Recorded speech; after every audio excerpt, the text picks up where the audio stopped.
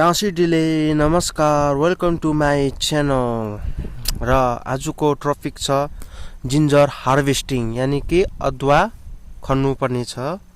र आज हामी अदुवा खन्नु स्टार्ट गरिरहेको छ। यो भर्खरै हामीले अदुवा खनेको छ र हामीले सानो एक ड्याङ खनिसकेको छ। र यो सिजन यानि यति राम्रो अदुवा फलेको छैन रहेछ, तर भए पनि हेरौँ। अब यता खन्नुपर्ने छ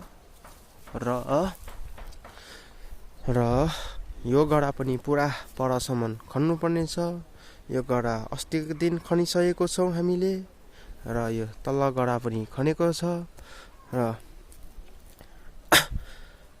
खासमा यो अदुवालाई छोप्नुपर्ने थियो। यो पालि कामको उयोले गर्दा हामीले छोप्नु पाइन र पुरा घाँस पलाएको छ। र अब यो घाँसलाई काटेर उखालेर गोडेर खन्नुपर्ने छ। अब हेरौँ कति फल्ने हो। अब यहाँ फलेको छ छैन, कति छ। अब त्यति राम्रो फलेको छैन। यहाँ बिचमा हामीले यो माउ निकालेकोदेखि बिचमा हामीले अदुवालाई माटो पनि हाल्नु सकेन, मल पनि हाल्नु सकेन, र यति खास फलेको छैन। र आउनुहोस् अब यो खनेको हामीले हेरौँ। अदुवा खन्नुभन्दा अगाडि घाँस यसरी फाड्नुपर्छ। यसलाई चिल्लो बनाएर गोड्नु। वास्तवमा यसरी गर्नु पर्थेन, पहिला छोप्नु पर्थ्यो। हामीले नछोपेको कारणले गर्दा यो घाँस इलामीहरू पुरा भएको छ। त्यही कारणले यो काटेर सफा गरेर खन्नुपर्ने छ।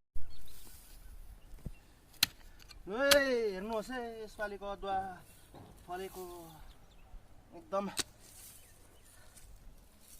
राम्रो फलेको छ अदुवा। र जुन चाहिँ सिजनमा हामीले माउ निकालेको टाइममा माटो नहालेको कारणले गर्दा चाहिँ अलिक सानो फलेको छ। तर भए पनि यतिको त राम्रै दिएको हो। जे दिएको छ भगवानले दिएको हो, त्यो आफूले सन्तोष गर्नुपर्छ। र यतिको आएको छ। मिहिनेत गऱ्यो भने जे पनि हुन्छ। र सबैले खेतीबारी गर्नुपर्छ। खेतीबारीहरू छोड्नु हुँदैन। आजकल मान्छेहरूले बारीहरू सबै बाँझो राख्छ, र त्यसरी गर्नु हुँदैन। हाम्रो बारीतिर के न केहरू रोप्नु पर्यो, मकैहरू, अदुवाहरू, जे भए पनि। हाम्रो बारीमा दिनदिनै महँगाइ बढ्दैछ। आफूले बारेर आफूले रोपेर खाएकोहरू प्योर अर्ग्यानिक हुन्छ। त्यसमा केही हानिकारक हुँदैन। हाम्रोमा यहाँ सिर्फ गाईको मल मात्रै हाल्ने छ। अरूले यस्तो केमिकलहरू हाल्दैन बाहिर जस्तो। त्यही कारणले सबै रोप्नुपर्छ।